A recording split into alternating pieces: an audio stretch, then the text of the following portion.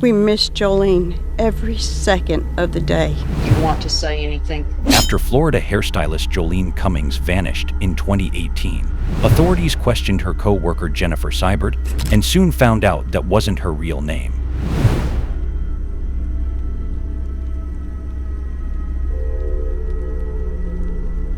In 2018, Kimberly Kessler had been working at Tangle's Hair Salon in Fernandina Beach, Florida, under the assumed name of Jennifer Seibert for about a month. Her co-worker and fellow stylist Jolene Cummings was almost immediately suspicious about who Seibert really was. But Kessler, a woman with more than a dozen identities, hadn't come this far to be caught by a hair fluffer like Cummings. In April 2018, Seibert Kessler spent some time researching Florida cases in which the body had disappeared. For the sociopathic Kessler, no body meant no murder. When Cummings disappeared almost a month later, Kessler tried to disguise her actions, but instead made crucial mistakes and quickly became the prime suspect.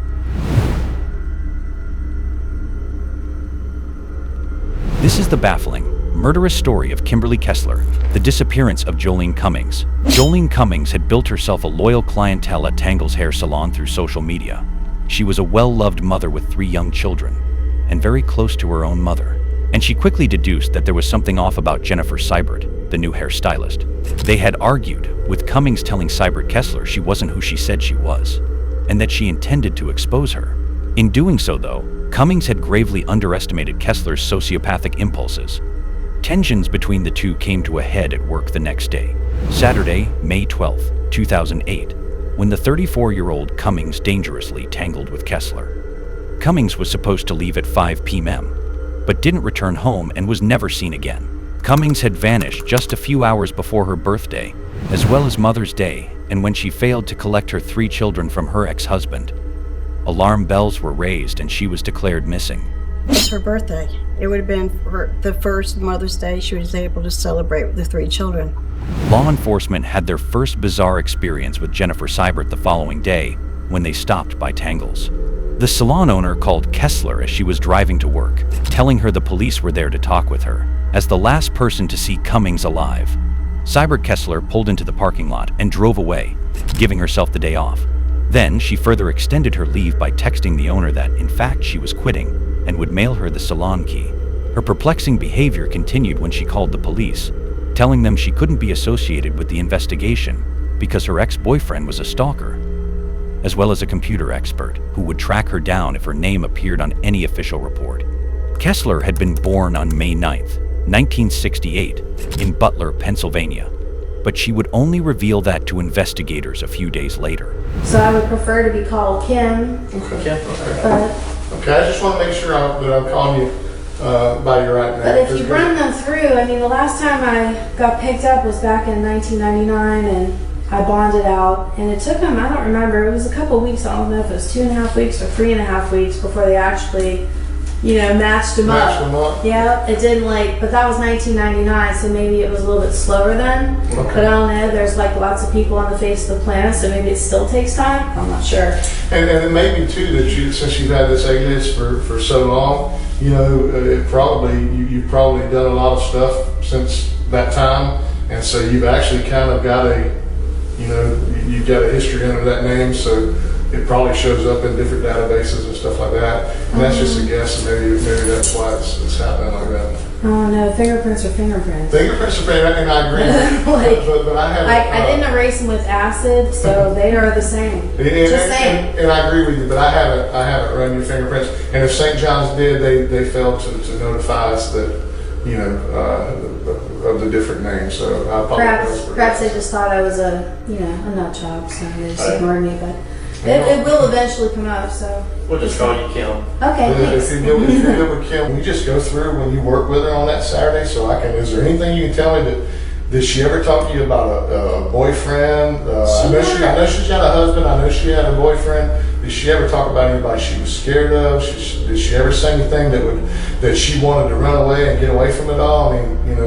I don't remember hearing anything. She would have different conversations sometimes with different clients. On May 16th, police were tipped off to Cummings' Ford Expedition abandoned in the parking lot of a Home Depot store in nearby Yulee. Kecked footage from May 13th at 1:17 a.m. captured a person dressed in black parking the car and walking away. Investigators followed the route captured by different security cameras and saw the same person buy a bottle of water at a gas station using a credit card before leaving in a taxicab.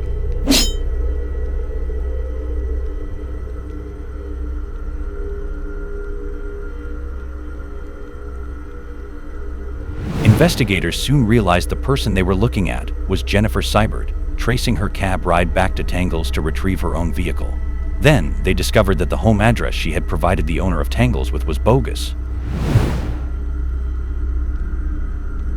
The police found Kessler later that day sleeping in her car at a rest stop sandwiched between two semi-trucks. She appeared to be living out of her car and had band-aids covering her face and hands. Arresting the woman for grand theft auto, officers noted the large scratch below her left eye as she told them a tale of running into a tree branch while riding her bike. Seated on a couch wearing an orange jumpsuit, Kimberly Kessler casually revealed her reality 48 hours later in a videotaped interview. "When you run my fingerprints through, they come up as Kimberly Lee Kessler. I am 50 years old, and I've been running for over 25 years, she said. What name do you want me to call you? Because I was talking to the detective that drove you up, and he said I might have been calling you by the wrong name. It's funny that St. John's didn't tell you. When you run my fingerprints through, they come up as Kimberly Lee Kessler. That's about it. So I would prefer to be called Kim. Okay. But Kessler was lighthearted, but at the 2-hour mark when detectives focused on Jolene Cummings' disappearance, her demeanor changed. Kessler had been around the block and said, "You may not like the answer, but I would like to retain legal counsel." I just want you to, if something happened that you didn't intend to happen, I want to talk to you about it. I don't think you're an evil person. I don't think you're a mean person. I think you have done one hell of a job getting through the last 25 years. so let me reply this way, and you may not like the answer. I would like legal counsel. The murder of Jolene Cummings. Kessler claimed she ran away from home after high school, living under assumed names, after dating a man in Arizona who robbed banks. But research showed that she had lived in Pennsylvania until 2004. Kessler skipped town in July 2004 when she was 35, telling family members she was heading south to assume an identity that she got from a tombstone. I remember hearing her say she thought her ex-husband or her husband was doing it to get out of paying child support. That's all I heard, and I don't remember ever hearing about a boyfriend ever. But then again, I don't always really pay attention. Did she tell you who she was hanging around with, or was she No. into anything that maybe she shouldn't have been She into? would just say to me, like, you know, the time or two that she'd say, "I'm just going home and having a quiet night at home," or like, "I don't have the kids tonight," or, you know, whatever, "I'm just going to enjoy this." And I'd be like, "You're young, why don't you go out?" She's like, "No, I don't need a man in my life." But here she had a boyfriend. I didn't even know that. Was so. she involved in any bad habits or anything that could get her in trouble? I can't say that she did, but I did find a bag that I believe had crystal meth in it, just a little bit in the bottom, a tiny baggie back by the back door. Did you guys ever hang out after work? Did you ever go anywhere No. together? Okay. Is she ever allowed to use your car? You're allowed to use her car? Did you ever go anywhere together like that? No. Okay. But you asked me all that before and I answered before. That identity was later confirmed as Jennifer Marie Seibert, a 13-year-old girl who died in a car crash in Germany in 1987 and was buried in a Butler, Pennsylvania cemetery. Kessler's family reported her missing 8 years later in 2012, but by then, the local cops had made the distinction. Kessler wasn't a missing person. She was a woman who didn't want to be found. Kessler was certainly busy the night of Cummings' disappearance, as surveillance footage behind Tangles showed Kessler unsteady on her feet, heaving heavy trash bags into a nearby dumpster. Kessler then went late-night shopping at Walmart, where footage captured her purchasing 30-gallon trash bags, an electric carving knife, cleaning gloves, and a bottle of ammonia. You got the video of you when you go in and buy a bottle of water. You bought it on your credit card. You paid for the cab on your credit card. You used the clerk's phone to make the phone call to the cab company.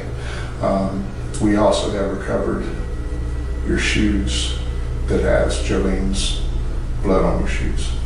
So I just want you to, if something happened that you didn't intend to happen, I want to talk to you about it.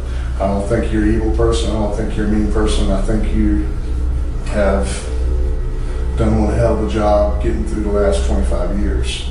On So the let me shoes. reply it this way, and you may not like the answer. I would like legal counsel. Returning to the salon, Kessler threw more bulging trash bags into the same dumpster later, with their contents collected by a garbage truck and never retrieved.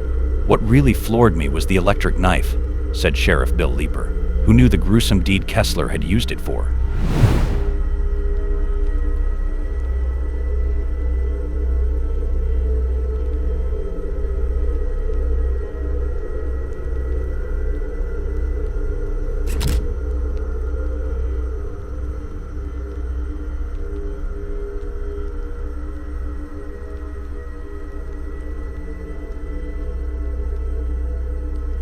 Two weeks before the murder, the ice-cold premeditation of Kessler's homicidal plotting was there to see.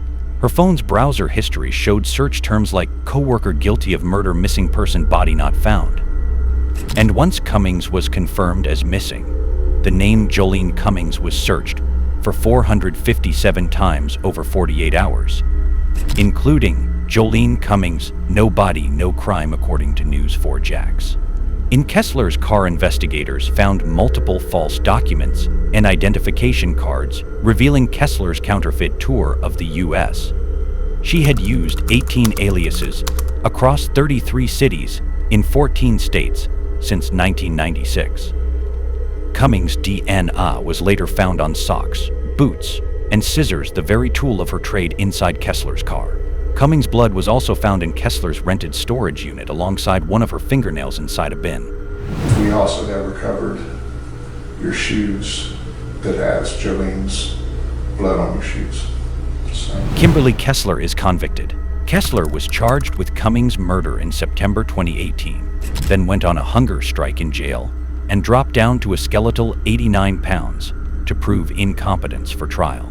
The judge, however, found Kessler mentally competent, despite Kessler often being wheeled into court emaciated and ranting. Jordan Beard is Jolene Cummings' cousin. Jordan Beard is Jolene Cummings' cousin. Ms. Kessler, Jordan Beard is Jolene Cummings' cousin. are you going to proceed? Jordan Beard is Jolene's cousin. And I refuse this assigned counsel. The chair hasn't remained here much longer. We may want to put her on mute while we finish this, Judge. It's fine. I was just putting back on myself. Come back. I want to get rid of the public defender's office. Yeah, exactly. Jordan Beard is Johnson's nephew. Jordan Beard is Jolene's cousin. I refuse the public defender's office. I refuse it. I have refused it. I refuse the public defender's office. They appointed Jordan Beard, Jolene Cummings' cousin, as my public defender. Are you ready to begin today? No. Okay, Ms. Kessler, today appears that today will be the last day that the state will be presenting evidence, and the defense will then be afforded the opportunity to present evidence today. So I wanted to make sure you were aware of that. I wanted to stay here in court, and certainly your right. I want you to be able to do that. Sure, I can stay up here and I'm going to say what I want, when I want, how I want, which you've silenced me for years. You've silenced me for years. So let everyone know this is just the tip of the iceberg. Jordan Beard, public defender, is Jolene Cummings' cousin, along with his brother Josh. Yeah, he just swept it under the rug for 3.5 years, along with her father, her stepdad, who runs the jail, who recently retired. He still comes in. Kessler was also charged with battery after she stripped down and smeared feces on herself in the cell walls, and even flung it at guards, reported Jacksonville.com. When her trial eventually began, Kessler was sequestered in another room due to multiple disruptions and verbal outbursts. Jordan Beard is Jolene Cummings' cousin. He is a public defender. I believe that the entire public defender's office was aware of this and still just kept going with what they went with. A lot of what he stated at our last court date in February or March, whenever it was misinformation. I kept quiet then. I really should have stood up and got contempt of court that day. In December 2021, Kessler's trail of deceitful destruction came to an end when she was sentenced to life without parole. Sheriff Leeper happily told assembled media, "We're going to celebrate her new home for the rest of her life, which is going to be Florida State Prison. Tragically, Jolene Cummings' body or remains have never been found.